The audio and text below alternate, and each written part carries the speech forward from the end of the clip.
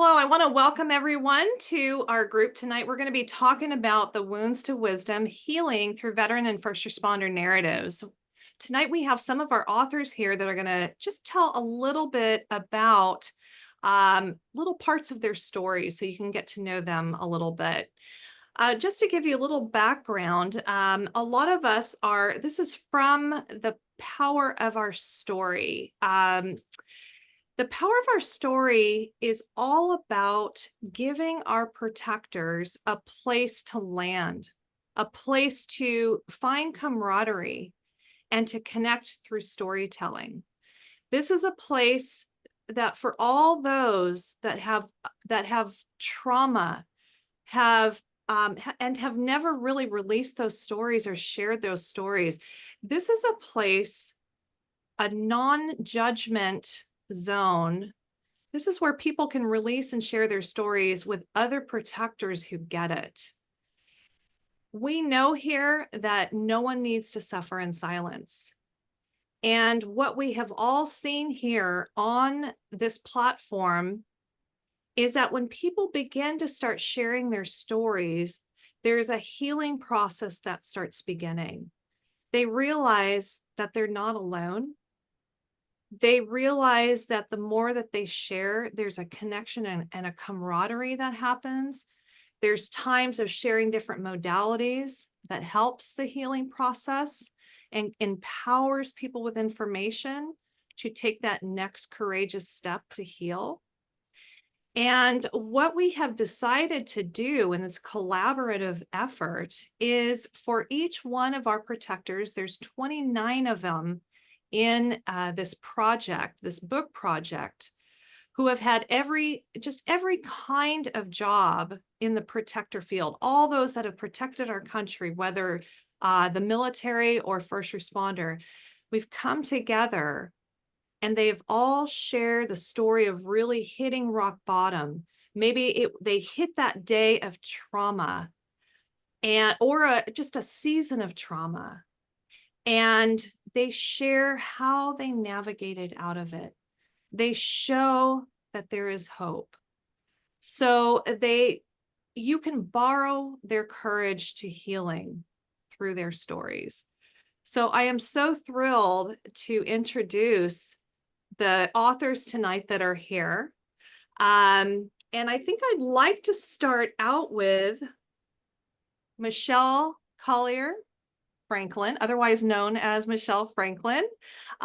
She is our social media coordinator for The Power of Our Story, and she's also an author. So welcome, Michelle. Thank you, Sarah. Well, after 14 long years in 911 dispatching, I finally learned the true meaning of empowerment. It took countless tragic calls, a whole lot of trauma, and a PTSD diagnosis to finally make me realize that I needed to find my own personal power. The journey to finding one's own personal power is tough. I'd even venture to say that it may be one of the hardest roads you take, particularly when you are suffering in silence. But once you find it, once that light returns and all the pieces fall into place, that difficult journey becomes so worth it. I do not wish my trauma on anyone, nor do I wish to repeat it. However, it has gotten me to where I am today, and for that, I am grateful for what I went through.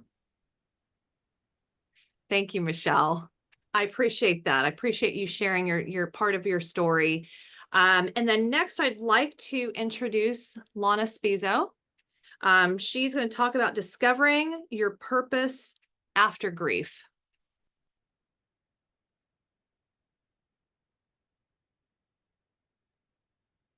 Hi there. Well, I just want to say going through this process was it was really difficult. But in the beginning, I have to say, in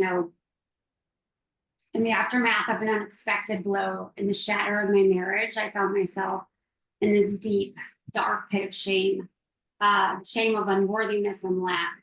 And as I navigated my path of healing, unraveling nearly 20 years of deception that of what I believed was the foundation of my marriage, I confronted the harsh reality of betrayal and abandonment.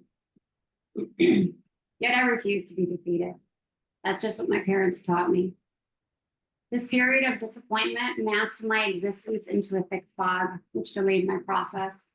And falling back on my strengths as an executive leadership coach, I dug my heels in. I dug them in hard. With months of reflective journaling, various exercises to peel back the layers of illusion and reconnect with my true purpose. My journey was marked with many emotional highs and lows, shared laughter, tears, and countless late night conversations with my very small trusted tribe.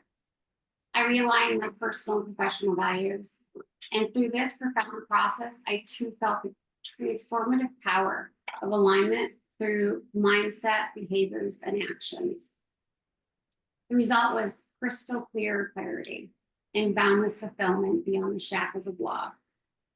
I'm now truly living a life that I love with no regrets of my past, as the hard lessons I needed to learn has made me the woman that I am today. Thank you. Awesome. Lana, thank you for that. Thanks for sharing. So the next person I want to introduce is Barry Zwarnstein, and he is actually a Rhodesian Bush War medic, combat medic veteran, and he's going to talk about what it's like to lose your tribe and your country. So Barry, welcome. Yeah, thanks, Sarah. Behind me is 2 generations at war, myself on the left and my father, who was in World War II in Rhodesia. I worked as a medic in 4-man sticks in high-density force operations on the Mozambique border. But I was born in 1953 in what was southern Rhodesia, which was a British colony. And however, I've remained a Rhodesian and very proud of who I am despite the changes. I grew up in a country that was certainly in the grip of an extremely violent bush war. And in that war, we saw over about 1,500 fighting Rhodesians killed in action. And in 1976, I left the war with a deep sense of restlessness that took me through 4 immigrations and 2 marriages. I struggled huge amounts with feelings of dislocation and loss of my Rhodesian tribe. And in 1990, the new government removed my passport and citizenship, which, was almost a profound moral injury. From that, I began to get in touch with a deep grief, both with regards to the loss of so many young boys, men, fathers, and sons, and the ways in which we were betrayed and sold out by Britain. I was fortunate in that 10 years ago, I married an extraordinary woman, and that really began a process of healing. I live in a safe country that has given me security, but I also want to say that I'm also deeply grateful in having met you, Sarah, from a continent and a time zone away. You have, through your mission of love and service, really given a home and a tribe for us and for me. And I know that through this tribe, you've helped us remember our stories and the power that each of our stories has to heal us collectively. And through the book you've created, I really have been able to embrace my wounds and distill the wisdom from them.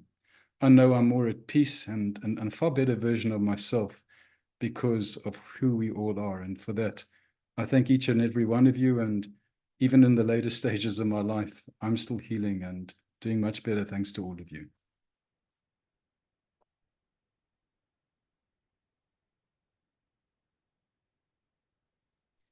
Thank you, Barry, for that. It's such an honor to watch the healing that happens in community with people who get it and people who care. And you express that beautifully. Thank you so much.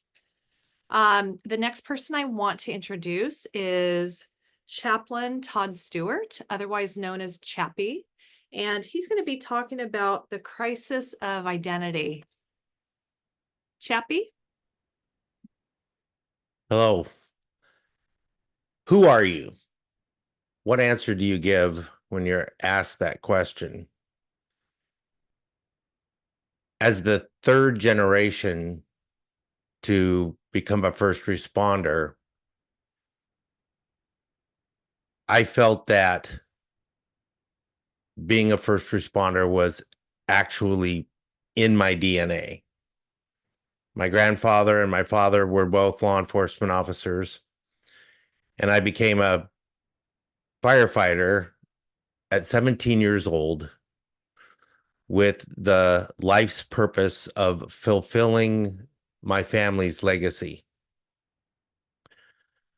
My entire identity was so tightly intertwined with what I did that when that all came crashing down, I was thrown into crisis. In 1986, I responded to a house fire and a stairway collapsed underneath me and I fractured my back and it ended my career. I was lost. Who I was a firefighter. And I wasn't a firefighter anymore. And I didn't know what to do with my life. And that, along with the trauma that I experienced, threw me into a place of darkness that you cannot imagine, where I dwelt for decades.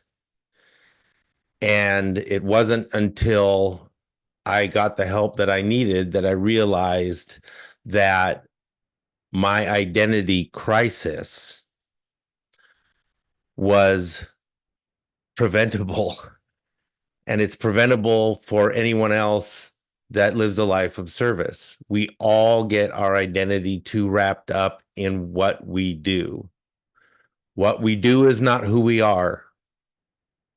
We do what we do because of who we are.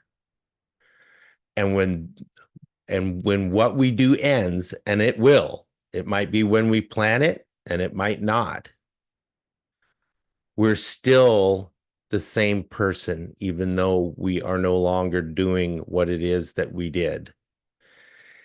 And my advice to anybody that is out there is separate those things. Think deeply about why you do what you do, and that will lead you to discover who you are.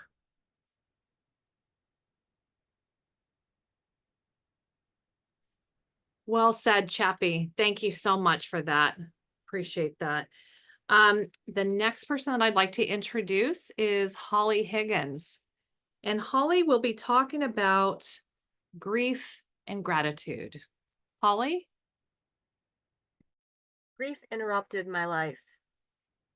Gratitude saved my life.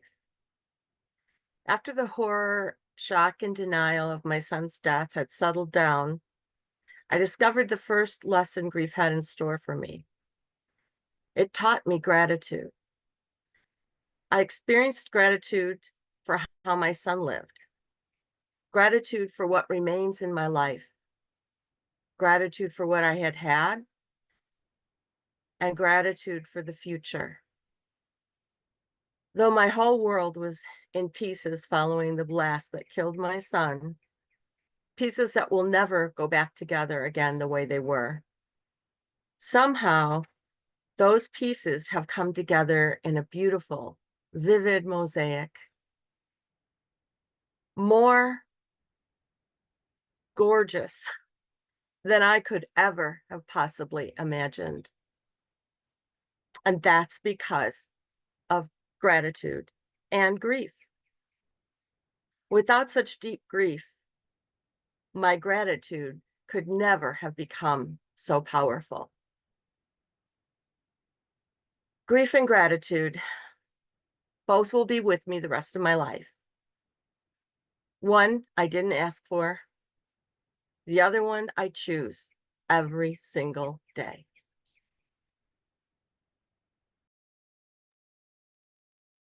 Well said, Holly. Thank you.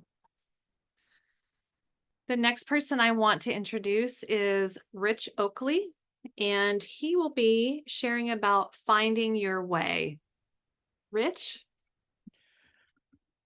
Thank you, Sarah. After spending 30 years in law enforcement at the city, county, and federal level, I experienced many traumas, some harsher than others. And at that time, it dates back to 1967, there was nothing available for me to help with that pain. I found Sarah July 19th, 2022 on LinkedIn under the power of our story.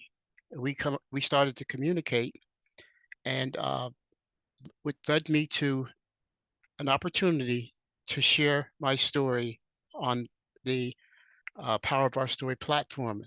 It enabled me to feel, acknowledge, and process the emotions that I had been carrying around for 2 decades. It also gave me an opportunity to seek the support that was necessary in my healing. Uh, it also taught me to forgive, if possible, and to focus on myself and to uh, focus on my mental and my spiritual and my physical health. And so I'm so grateful for the Power of Our Story and Sara Correll for that platform because it has made an enormous difference in my life. So I say to anyone out there suffering in silence, please find your way. There is a way out of this. I'm living proof. Thank you.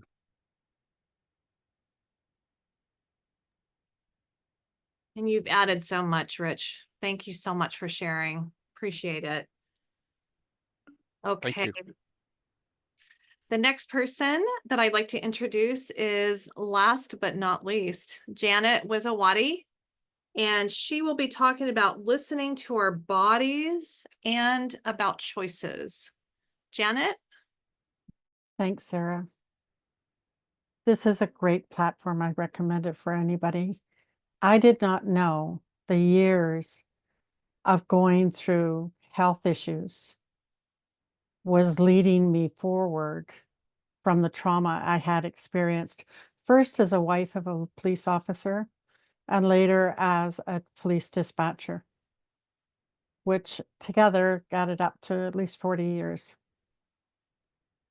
I didn't know that some of the calls I had taken were with me all those years later, from one in the 1980s to my diagnosis in 2003 of post-traumatic stress. Yet years and years of health issues were always with me. No matter what I had done, the doctors would prescribe this or prescribe that or diagnose this or that.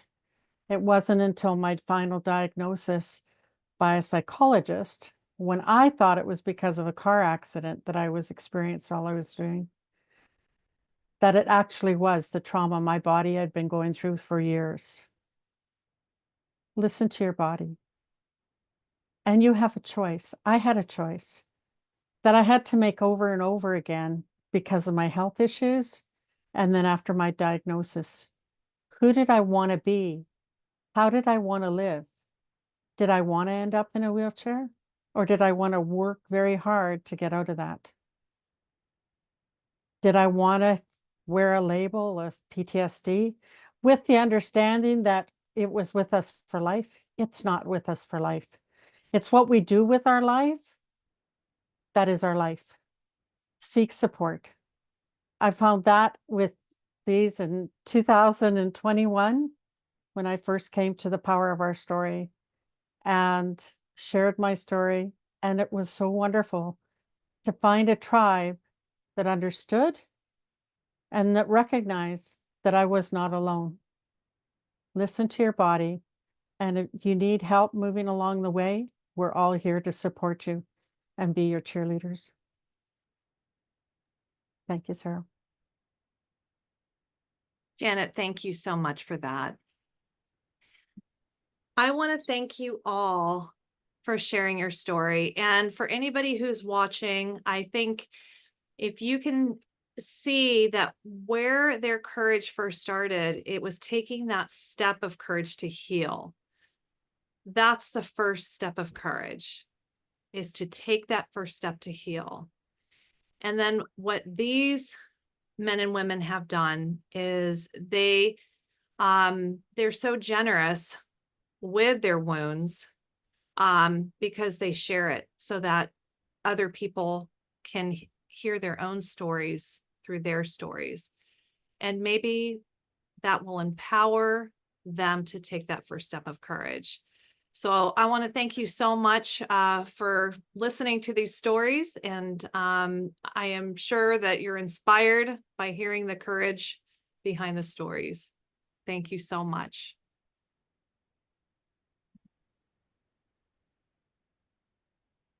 So for any of you that are watching this, you're a protector, you're a veteran, law enforcement, firefighter, dispatch, any of the protecting jobs, we want to invite you to come to our coffee and conversation groups. We want you to come. We want to hear your story. When you're ready, you can come and not tell your story. But just come and connect with us. You can connect with us on LinkedIn. You can connect with me, Sara Correll. You can connect with The Power of Our Story on LinkedIn. You can go to our website, thepowerofourstory.com. Or you can email us at tposleadership@gmail.com. We'd love to see you. Thanks so much.